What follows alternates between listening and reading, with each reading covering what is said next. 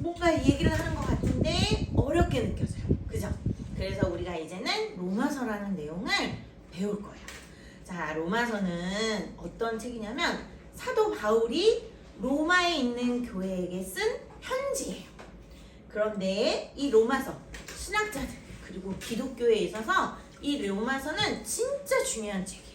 왜냐면 우리 기독교의 신학의 기초가 되고 뿌리가 되는 그 내용이 이 로마서에 하나하나 되어 있어요. 근데 쉽게 말하자면 우리가 지금 8절부터 17절까지 복음, 믿음이라는 그 단어가 되게 많이 나왔어요. 그런데 이 로마서에 기록된 복음이란 그 내용은 내가 생각하는 복음이 아니에요. 우리가 생각하는 복음이 아니에요. 우리가 우리끼리 설명하는 복음을 얘기하는 게 아니라 하나님이 우리에게 설명해 주시는 복음이란 하고 설명해 주시는 거기 때문에 정확하고 하나님의 입장에서, 하나님의 관점에서 우리에게 꼭 알아야 될 그 복음의 핵심을 설명하는 게 바로 로마서예요. 얼마나 중요한지 알겠죠? 그래서 로마서가 사도행전 다음으로 바로 이렇게 성경 안에 들어와 있어요. 자, 그런데 바울이 지금 무엇을 얘기하냐면 로마에 있는 교회에 편지를 썼다 그랬죠? 그런데 로마의 교회는 누가 세웠을까요? 자, 로마 교회는 누가 세웠을까요?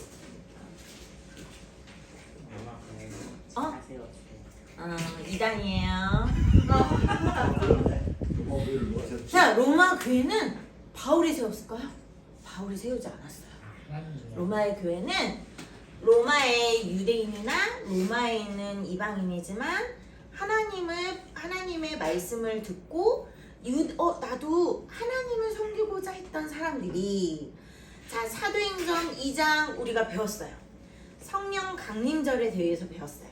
성령 오순절날 성령께서 예수님의 제자들이 마가의 다락방에 한 120명 정도의 성도들이 열심히 하나님 예수님의 말씀대로 기다리라, 보혜사 성령님을 보내줄게 기다려 라고 했던 그 예수님의 약속대로 기다리며 함께 기도하는 그 자리, 그리고 성령께서 역사하사 오순절날 임하시고 많은 우리 예수님 믿는 성도들에게 놀라운 성령의 은혜를 부어주시는 그 자리, 오순절 성령 강림 사건 때 목격했던 로마에서 왔던 누군가가 예수님의 복음을 받아들이고 로마로 돌아가서 교회를 세워서 예배가 시작되었다라고 학자들은 말해요.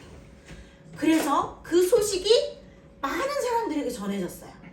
8절에 보면 바울이 그 얘기를 해요. 그래서 너무 하나님께 감사하다. 정말 감사해. 너의 믿음이 온 세상에 소문이 났어. 라고 얘기를 하는 거예요. 자, 왜 소문이 났냐? 이들은 이렇게 교회를 세우기 시작했어요. 자, 이방인이면서 예수님을 믿는 사람도 있었고, 원래 유대인이었지만 예수님의 복음을 받아들여서 예수님을 믿는 사람들이 있었겠죠? 이방인과 유대인들이 함께 로마 교회를 세워서 예배를 드리고, 그렇게 그들의 예배와 그들의 믿음이 되게 성장하고 있다라는 소문이 들렸어요.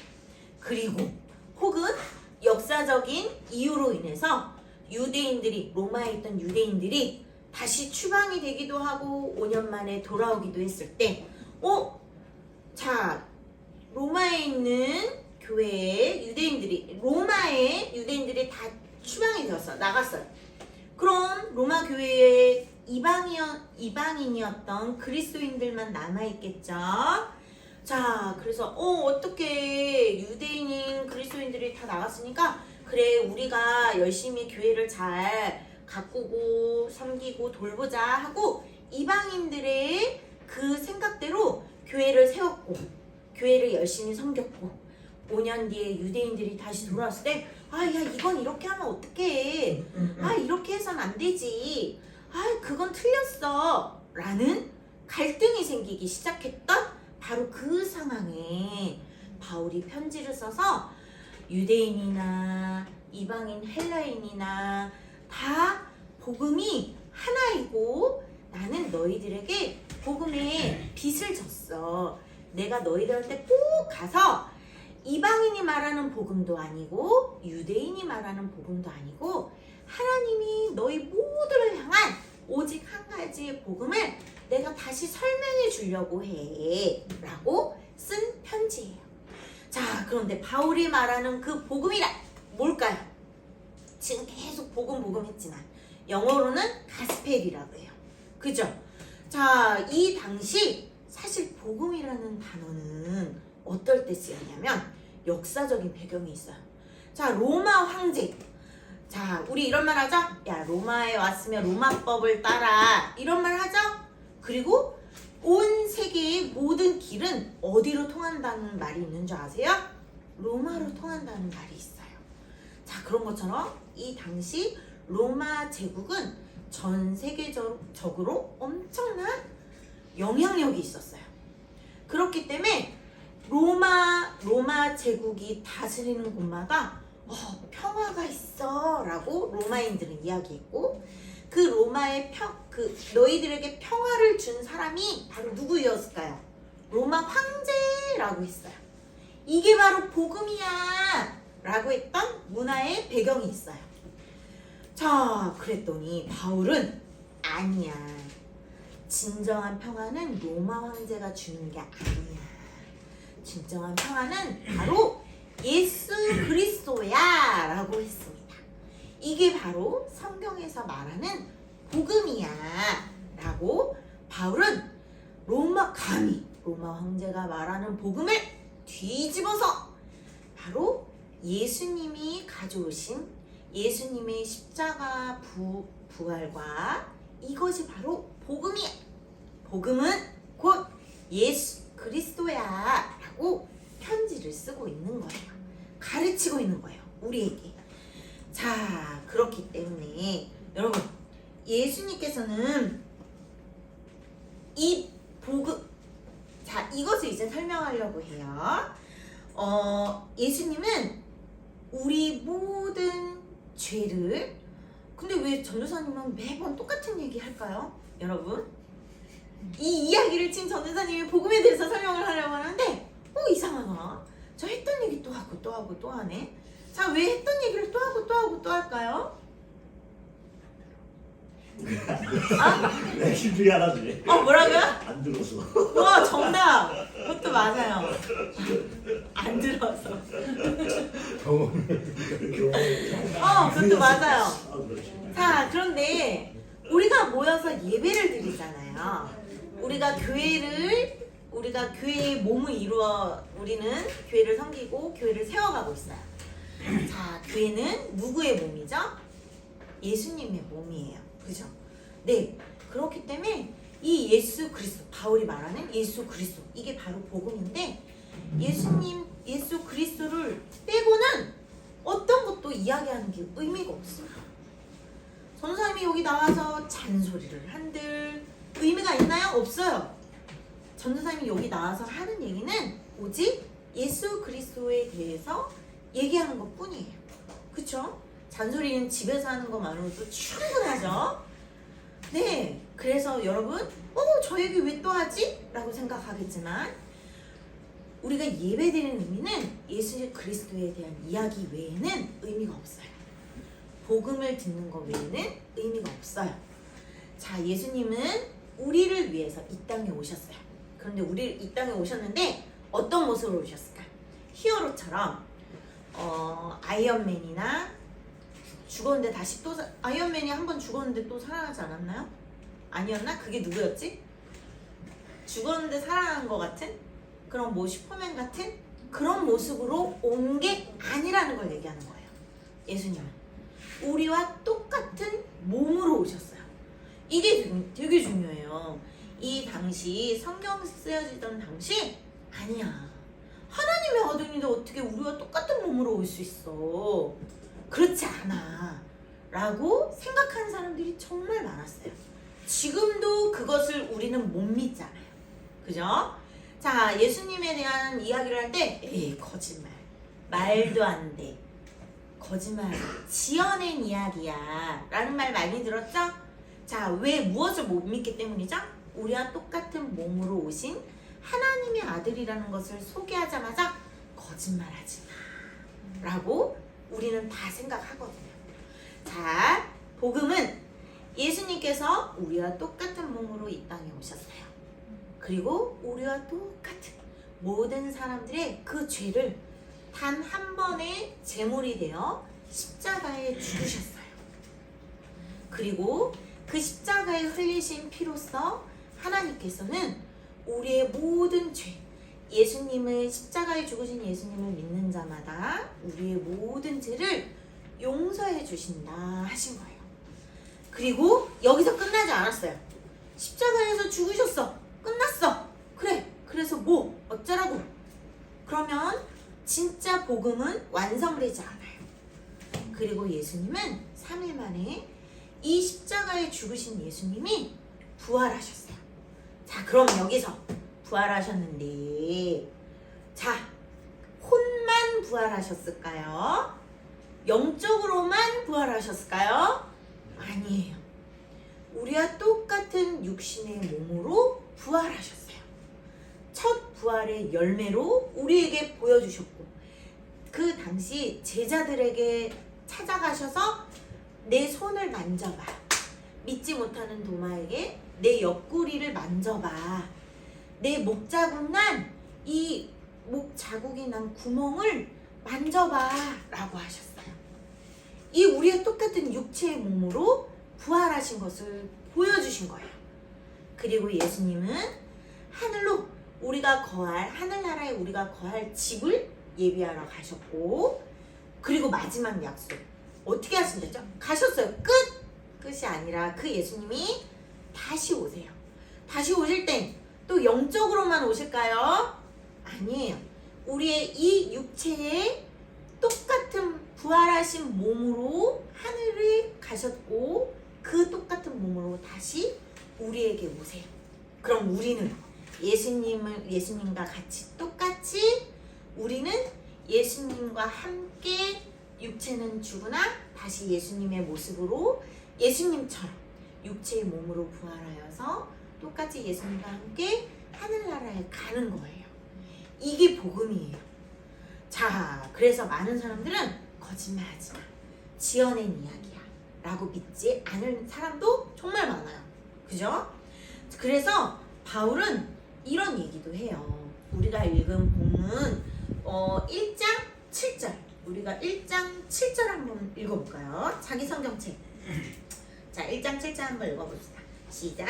로마에서 하나님의 사랑하심을 받고 성도로 부르심을 받은 모든 자에게 하나님 우리 아버지와 주 예수 그리스도로 더 은혜와 평강이 있기를 원하노라. 네, 무엇이 핵심이냐면 성도로 부르심을 받은 자, 받은 모든 자에게 라고 얘기해요. 우리는 복음은 늘 들어요. 그죠? 전도사님도 누군가에게 전도하면 이 내용을 모르는 사람은 없어요. 그러나 그것을 믿지 않는 사람이 더 많아요. 자, 누구나 복음은 듣지만, 예수님에 대해서는 듣지만 그것을 믿지 않는 자, 그리고 믿는 자. 나는 그게 믿어져. 맞아. 그게 정말 예수님이 나를 살리려 이 땅에 오셨고 나를 위해 십자가에 죽으시고 내 죄 때문에 피 흘려셨고 나를 위해 부활하시고 또 하늘나라에 가셔서 나를 다시 데리러 오실 것을 나는 믿어져. 그 예수님이 진짜 있다는 걸 난 믿어 라고 고백하는 사람은 하나님 앞에 부르심을 받는 자라는 거예요. 그래서 우리가 이 자리에 있는 거예요. 하나님께 부르심을 받는 자, 그리고 그 부르심에 순종하는 자가 이렇게 예수님을 믿는 성도가 된다라는 것을 바울은 얘기하고 있습니다. 그리고 자, 이 로마서에 되게 중요한 내용이 있어요. 자, 우리 마지막 17절 한번 읽어볼까요? 17절 한번 읽어봅시다. 시작. 복음에는 하나님의 의가 나타나서 믿음으로 믿음에 이르게 하나니 기록된 바 오직 의인은 믿음으로 말미암아 살리라 함과 같으리라. 아멘. 여러분이 역사, 세계사, 은찬이 세계사 아직 안 배우고 있나? 세계사 배웠나? 자, 여러분이 이제 중요하게 세계사를 배우면 종교개혁이라는 걸 알게 돼요. 배우게 돼요. 그죠? 자, 종교개혁을 시작을 했고 이끌었던 루터. 자, 루터는 이 원래 천주교의 사도였, 그 천주교의 저기 뭐라니? 그걸 뭐라 그러지?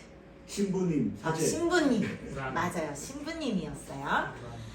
그래서 이 루터는 자신의 죄에 대해서 무언가 열심히 막 험난한 수행을 하면 이 죄를 해결할 수 있을 거라 생각을 했어요.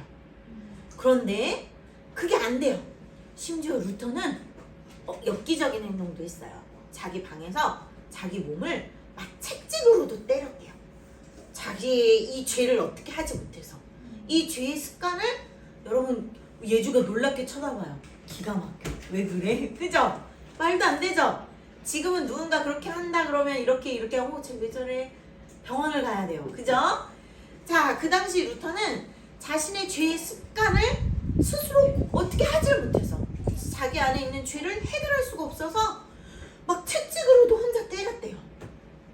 그리고 뭐 험난한 그 계단을 막 오르면 죄가 용서될 거야 라는 그 천주교의 그런 가르침대로 자기 몸을 엄청나게 고생스럽게 괴롭혔어요. 그럼에도 그 죄가 해결이 됐을까요? 안 됐을까요? 우리가 노력하는 것만으로, 우리가 무언가 내 몸을 괴롭히는 것만으로 죄가 해결이 될까요? 안 돼요. 그런데 바로 루터가 그래, 우리의 죄는 우리 스스로 해결할 수 없어.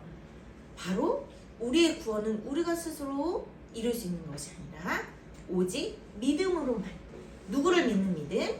예수님을 믿는 믿음으로만 되는 거야 라고 깨달았던 내용이 우리가 읽은 17절의 내용이에요. 오직 믿음으로만 우리의 모든 죄, 어떤 믿음? 십자가의 나의 죄를 해결해 주신 그 예수님을 믿는 믿음으로만 죄가 없어진다라는 것을 고백한 거예요. 깨달은 거예요. 나에게 죄가 없다라고 하시는 분은 나 스스로가 아니에요. 누굴까요? 하나님이에요. 은찬아, 내가 아니라 하나님이라고. 알겠지? 내가 그 예수님을 믿을 때 너에게 죄가 없어 라고 해주시는 분은 바로 하나님이시고, 그 하나님의 의가 믿는 자에게 나타난다 라는 거예요. 그래서 오직 구원은 믿음으로 말미암는다. 오직 의는, 예수님을 믿는 그 의는, 예수님을 믿음으로 그 죄가 사해진 그 의는 오직 믿음으로 말미암아 구원을 받고 믿음으로 말미암아 산다라는 것이 바울이 설명한 복음의 핵심이라는 거예요. 자, 그렇다면 여러분, 바울이 강조하는 복음은요, 여기 로마서에 보면 육체라는 말도 되게 많이 나오고요, 육신이라는 말이 나와요. 왜 그럴까요? 복음은 아까 전도사님이 얘기했던 것처럼, 예수님은 설명했던 것처럼 정신적으로, 영적으로만 이루어지는 게 아니기 때문이에요. 복음이라는 건 실제 우리의 삶에 역사하는 거예요. 복음이라는 건 실제 우리의 몸에 나타나는 거예요. 자, 우리가 분명히 복음을 들었고, 복음을 믿었고, 복음을 받아들였다면 어떤 변화가 일어나야 될까요? 우리의 육체의 생각과 육체의 말과 육체의 삶이 바뀌어야 돼요. 이게 복음이에요. 나는 아직도 내 생각이 바뀌지 않고, 내 말이 바뀌지 않고, 내 삶이 바뀌지 않아요. 믿음의 믿음을 성장하라고 했는데 믿음의 믿음이 성장하지도 않고 변하지도 않고 그 자리 그대로 있고 말투도 바뀌지 않았어요. 생각도 옛날 그대로예요. 자, 그렇다면 그 사람은 복음을, 정말 복음의 그 능력 안에 영향을 받는 사람일까요? 아닐까요? 아니에요. 그 복음을 믿는 사람일까요? 아닐까요? 아니에요. 나는 복음을 믿어, 나는 교회를 다녀 라고 생각하겠지만 내 생각과 내 말과 내 삶이 똑같아요. 옛날이나 그 죄의 습성 그대로 계속해요. 했던 것 또 해요. 복음의 능력이 나타나지 않아요. 그것은 진짜 내가 복음을 믿고 그 복음을 가치롭게 여기지 않는다라는 거일 수도 있어요. 정말 예수님의 복음을 믿지 않는다는 거예요. 자, 바울은 이것을 강조합니다. 앞으로 우리가 또 계속 배울 거예요. 알겠죠?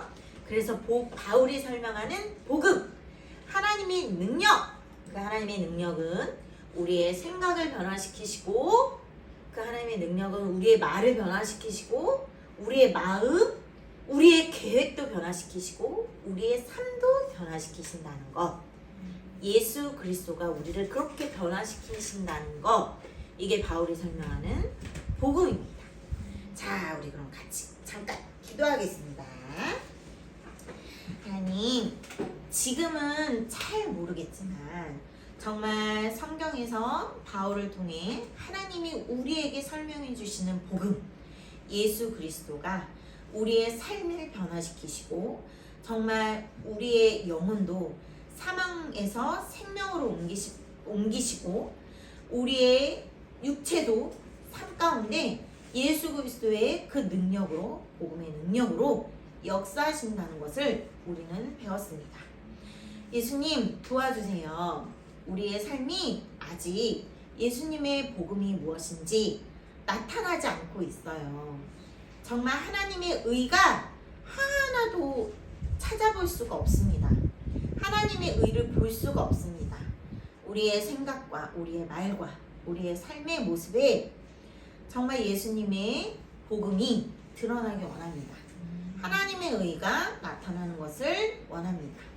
그리하여 복음에 순종하며 믿음이 성장하는 자들 되기 원하오니 저희들을 붙들어 주시옵소서.